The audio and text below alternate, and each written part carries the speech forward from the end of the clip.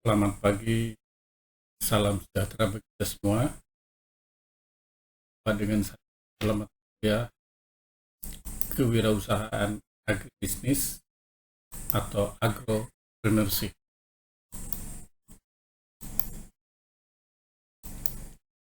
Baik, kita mulai dengan inti dan hakikat kewirausahaan. Pertama, inti atau hakikat kewirausahaan itu adalah kreatif. Jadi berpikir sesuatu yang baru, itu namanya kreatif. Yang kedua adalah inovatif, yaitu melakukan sesuatu yang baru. Kreativitas adalah kemampuan untuk mengembangkan ide-ide baru dan cara-cara baru dalam pemecahan masalah dan menemukan peluang. Sedangkan inovatif adalah kemampuan untuk menerapkan kreativitas dalam rangka pemecahan masalah dan menemukan peluang. Jadi bisa kita sederhanakan bahwa kreativitas itu adalah tataran berpikir seorang dalam mengembangkan ide-ide baru dan cara-cara baru untuk memecahkan masalah, menemukan. Sedangkan inovatif itu adalah penerapan tindakan dari seseorang dalam mengaplikasikan atau menerapkan pemikiran-pemikirannya yang kreatif dalam rangka memecahkan masalah dan menemukan peluang. Ciri berpikir kreatif yaitu bersifat divergen, yakni pola berpikir yang menyebar atau meluas untuk menghasilkan banyak gagasan untuk memecahkan masalah. Jadi cara berpikirnya adalah menyebar sehingga melahirkan berbagai alternatif, berbagai kemungkinan yang bisa ditempuh atau yang bisa dilakukan untuk menyelesaikan memecahkan suatu masalah. Faktor penghambat kreativitas yang pertama adalah rasa takut akan kegagalan. Nah, rasa takut akan kegagalan ini merupakan penghambat kreatif. Karena ketakutan itu sendiri akan membuat orang tidak mau berpikir sesuatu yang baru. Pemikirannya terhenti, terkendala oleh ketakutan atau rasa takut. Kemudian rasa tegang yang berkepanjangan. Ketegangan yang terus-menerus membuat orang jadi stres sehingga dia tidak mampu berpikir secara kreatif. Berikutnya adalah terpola atau terpaku pada kebiasaan. Nah, kebiasaan berpikir yang terpola ini akan mengunci orang untuk berpikir keluar dari pola-pola yang ada atau keluar dari kebiasaan-kebiasaan yang ada. Sehingga ini merupakan penghambat dari kreativitas seseorang. Berikutnya adalah membuat asumsi atau menilai terlalu awal. Jadi seseorang yang selalu berasumsi lebih awal, menilai sesuatu lebih awal, maka dia akan mengunci kemungkinan alternatif lain. Ya. Karena dia sudah terpenjara oleh asumsinya sendiri. Berikutnya adalah ketergantungan terhadap logika. Seringkali orang terpenjara oleh logika. Padahal tidak semua ya yang logis itu terjadi. Kadang-kadang ada hal-hal yang di luar logika itu terjadi. Nah, kalau kita terpenjara oleh logika saja, maka dia akan menutup kemungkinan-kemungkinan lain di luar logikanya.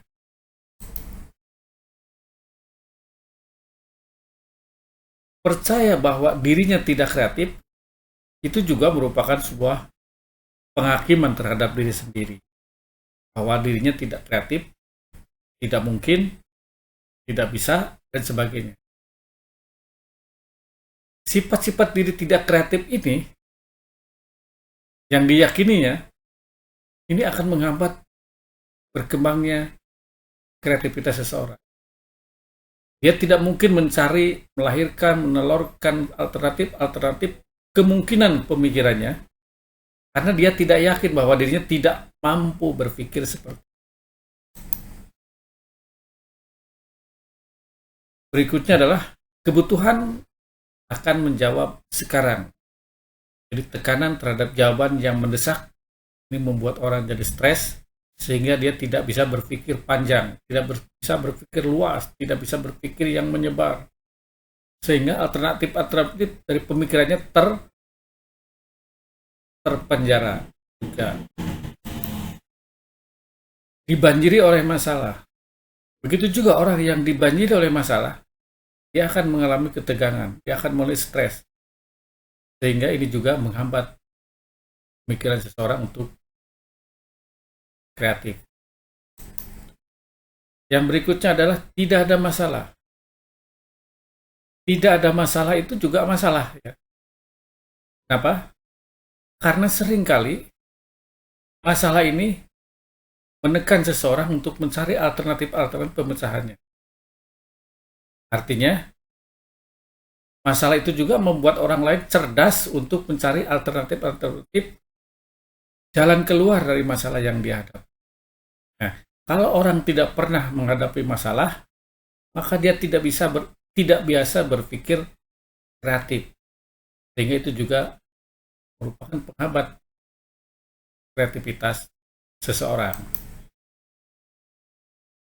Ini sebuah pertanyaan, apakah atau dapatkah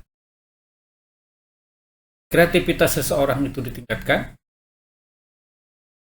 Jawabnya dapat atau bisa.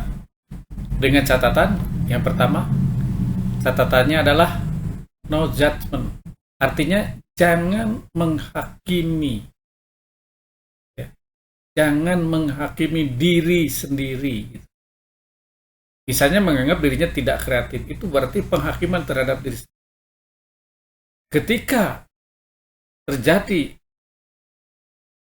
penghakiman terhadap diri sendiri bahwa saya tidak bisa, maka dia akan berhenti untuk mencari alternatif kemungkinan. Nah, ini berarti sudah terhenti, tidak bisa bergerak. Makanya saya sarankan kepada kita semua, jangan suka menghakimi diri kita masing-masing. Karena itu berarti membunuh kreativitas berpikir kita dalam menyelesaikan masalah dan mencari peluang. Yang berikutnya adalah metaporai, yaitu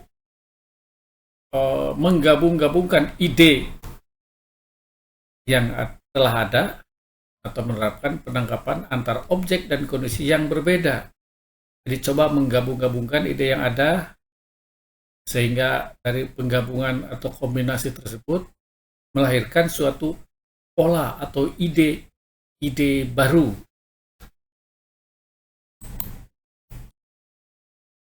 Yang berikutnya adalah analogi, yaitu mengamati inspirasi dari gagasan-gagasan yang menggunakan atau mengambil kesamaannya atau menciptakan perbandingan antara satu kejadian atau suatu masalah satu yang lain yang memiliki kemiripan. Berikutnya adalah kebiasaan bertanya, yaitu membiasakan diri untuk bertanya sebanyak mungkin untuk suatu persoalan. Dari pertanyaan-pertanyaan tersebut akan melahirkan berbagai kemungkinan alternatif, sehingga bisa melahirkan beberapa alternatif yang bisa dilakukan oleh seseorang dalam menyelesaikan masalah atau mencari creative problem solving. Artinya seseorang mampu menyelesaikan masalah secara kreatif. Jadi terhadap suatu masalah yang ada, maka seseorang bisa melahirkan berbagai kemungkinan-kemungkinan pemecahan masalah. Dari kemungkinan-kemungkinan tersebut, dia uji, dia cermati, dia amati, dia analisis kemungkinan-kemungkinan yang mana yang bisa digunakan sehingga bisa menyelesaikan masalah dengan efektif dan efisien. Merangsang kreativitas kelompok. Untuk merangsang kreativitas kelompok, pertama, menciptakan iklim yang kreativitas. Yang kedua, hindarkan pembunuhan gagasan. Artinya terhadap gagasan-gagasan yang baru diberi ruang dan gerak untuk bisa berkembang. Yang ketiga, ciptakan penumbuh gagasan baru. Penumbuh gagasan baru ini adalah hal yang bisa mendorong orang termotivasi untuk melahirkan gagasan baru. Misalkan kita memberikan reward kepada orang yang mampu melahirkan gagasan-gagasan baru untuk melahirkan alternatif-alternatif kemungkinan dalam pemecahan masalah atau mencapai peluang baru. Yang keempat, teknik PPC, yaitu positive, possibility, dan concern. Artinya berpikir secara positif dan possibility, artinya memberi ruang gerak kepada kemungkinan. Jadi di dunia ini semuanya adalah penuh dengan kemungkinan. Maka kemungkinan-kemungkinan ini jangan dibatasi, tapi dibiarkan berkembang sehingga kemungkinan-kemungkinan tersebut bisa tumbuh dan berkembang dengan berbagai argumentasinya. Yang kelima adalah brainstorming, yaitu sumbang saran. Terhadap suatu masalah yang kita hadapi, kita bisa memberi ruang gerak kepada orang, kepada kelompok untuk memberikan saran dalam hal pemecahan persoalan yang dihadapi dengan memberikan kemungkinan-kemungkinan alternatif pemecahannya. Yang keenam, penyampaian gagasan secara tertulis. Tidak sedikit orang yang tidak mampu berbicara, tapi dia memiliki gagasan. Maka gagasan-gagasan tersebut bisa saja disampaikan secara tertulis. Jiwa dan sikap kewirausahaan. Proses kreatif dan inovatif hanya dilakukan oleh orang-orang yang memiliki jiwa dan sikap kewirausahaan. Demikian dikatakan oleh Suryana, ya, yaitu orang-orang yang memiliki percaya diri atau optimis dan penuh komitmen, kemudian berinisiatif, memiliki motif berprestasi, memiliki jiwa kepemimpinan, berani mengambil risiko dengan penuh perhitungan. Jadi risiko yang diperhitungkan. Terima kasih. Demikian kuliah pagi ini. Sampai berjumpa lagi pada kesempatannya.